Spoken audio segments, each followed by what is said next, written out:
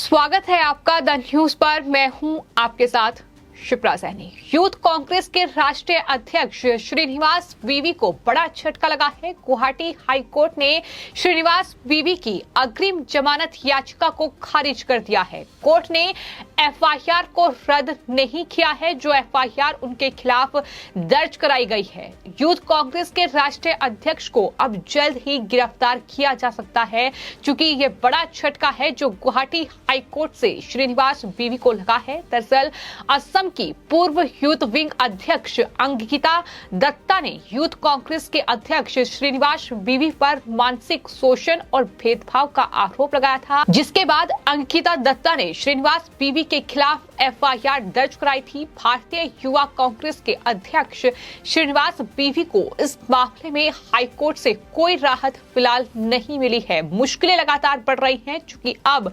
सीधे गिरफ्तारी की तलवार श्रीनिवास वीवी पर लटक रही है। कांग्रेस पार्टी के नेता हैं, यूथ कांग्रेस के अध्यक्ष हैं और अक्सर सोशल मीडिया पर काफी एक्टिव रहते हैं। तमाम इस तरह की बयानबाजी उनकी तरफ से की जाती है, जिसके चलते वो सवालों में बने रहते हैं। और श्रीनिवास वीवी की गिरफ्तारी से पहले जमानत याचिका पर सुनवाई करते हुए न्यायमूर्ति अजीत बोर ठाकुर ने अपने आदेश में ये कहा कि याचिकाकर्ता द्वारा दायर अलग अलग दलीलों और उनके द्वारा दायर दस्तावेजों पर विचार करने के बाद न्यायालय की इस पूरे मामले पर जो राय है वो एक नहीं है। उपयुक्त मामला याचिकाकर्ता को पूर्व गिरफ्तारी जमानत का विशेषाधिकार प्रदान करने के लिए तदनुसार याचिकाकर्ता की गिरफ्तारी पूर्व जमानत याचिका खारिज की जाती है। ये कोर्ट की तरफ से कहा गया है। श्रीनिवास वीवी की तरफ से कोर्ट में पेश हुए वकील KN चौधरी का ये कहना है कि दरअसल ये पूरा मामला यूथ कांग्रेस के अध्यक्ष की छवि खराब करने के लिए है। उनके खिलाफ जो एफआईआर दर्ज कराई गई है वो इसलिए दर्ज कराई गई है ताकि उनकी छवि को खराब किया जाए। ये दलील श्रीनिवास वीवी के जो वकील कोर्ट में पेश हुए हैं उनकी तरफ से दी गई है। उन्होंने ये भी कहा है कि अंकिता दत्ता ने श्रीनिवास वीवी के खिलाफ सोशल मीडिया पर आपत्तिजनक टिप्पणी की है। वहीं अभियोजन पक्ष के वकील का कहना है कि श्रीनिवास वीवी ने बेंगलुरु की कोर्ट में भी अग्रिम जमानत याचिका दायर की थी, लेकिन वहां से भी उनकी याचिका खारिज कर दी गई। उन्होंने कहा कि कांग्रेस नेता पर एक महिला की मर्यादा भंग करने का आरोप है और ऐसे में उन्हें अग्रिम जमानत का विशेषाधिकार नहीं मिल सकता। तो इस तरीके से ये दलीलें जो है कोर्ट में रखी गई, जिसके बाद कोर्ट इस निर्णय पर पहुंचा कि उनकी जो अग्रिम जमानत याचिका है उसे खारिज किया जाए। श्रीनिवास वीवी को लेकर लगातार जो खबरें चल रही हैं वो ये कि फिलहाल इस एफआईआर के बाद और चूंकि पुलिस का शिकंजा अब श्रीनिवास वीवी पर कसता जा रहा है तो वो फरार चल रहे हैं।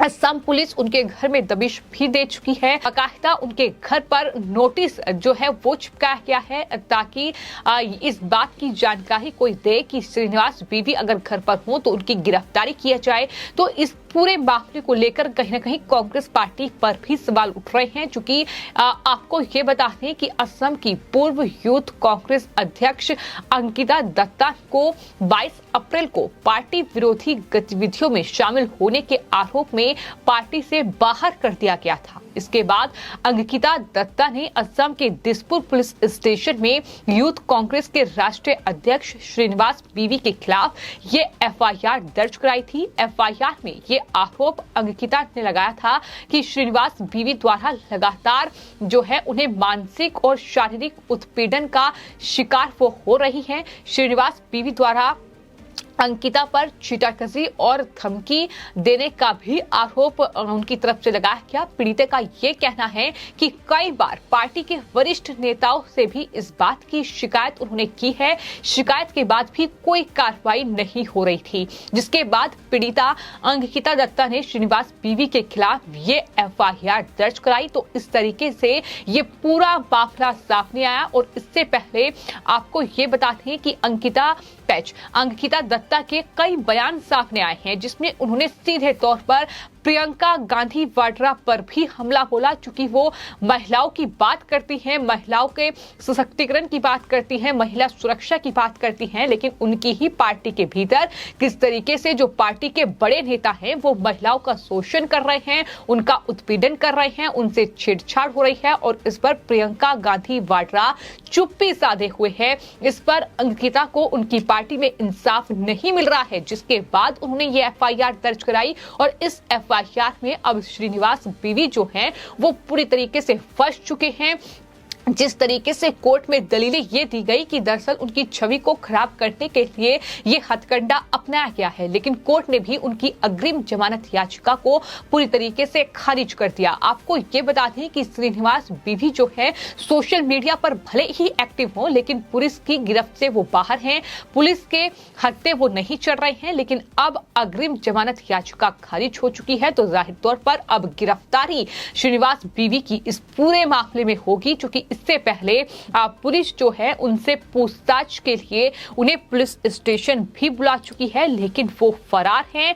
आपको ये बता दें कि 23 अप्रैल को पुलिस ने उनके घर पर दबिश दी थी, जहां वो मौजूद नहीं थे, जिसके बाद पुलिस ने श्रीनिवास बीवी के घर पर नोटिस चिपकाया और असम के संयुक्त पुलिस आयुक्त प्रतीक थूपे ने ये जानकारी इस पूरे मामले में दी थी कि हम यहां मामले की जांच करने के लिए आए, लेकिन वो घर पर नहीं थे। चूंकि यहां कोई नहीं था, इसलिए हमने नोटिस चिपका दिया है और लगातार इस पूरे मामले में जांच जो है वो जारी रहेगी।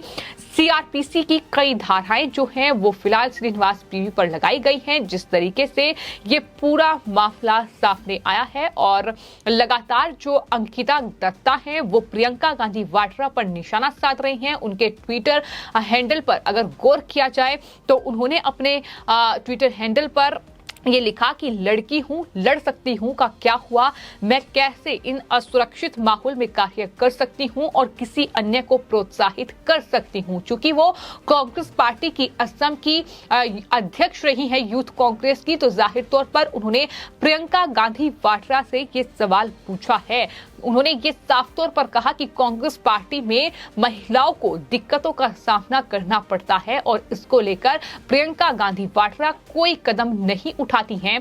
उन्होंने साफ तौर पर कई गंभीर आरोप जो हैं वो प्रियंका गांधी वाड्रा और साथ ही श्रीनिवास बीवी पर लगाए। उन्होंने ये भी कहा कि एक महिला को गर्भवती होते हुए भी भारत जोड़ो यात्रा करनी पड़ी और यात्रा बंद करने के लिए उसे अपना पद गंवाना पड़ा। अब इन समस्याओं को सुलझाना चाहती थी, लेकिन ऐसा नहीं हुआ। अंकिता ने यह भी कहा है कि राहुल गांधी महिलाओं को आगे लाने की बात करते हैं, लेकिन कांग्रेस पार्टी में महिलाओं को दिक्कतों का सामना करना पड़ रहा है।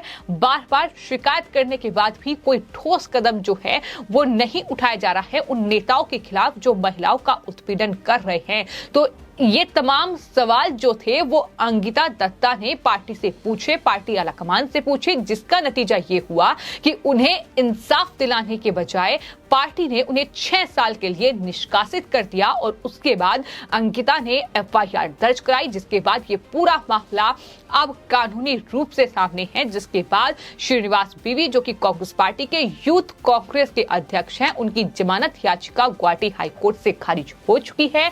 अब उनकी गिरफ्तारी जल्द ही इस पूरे मामले में हो सकती है।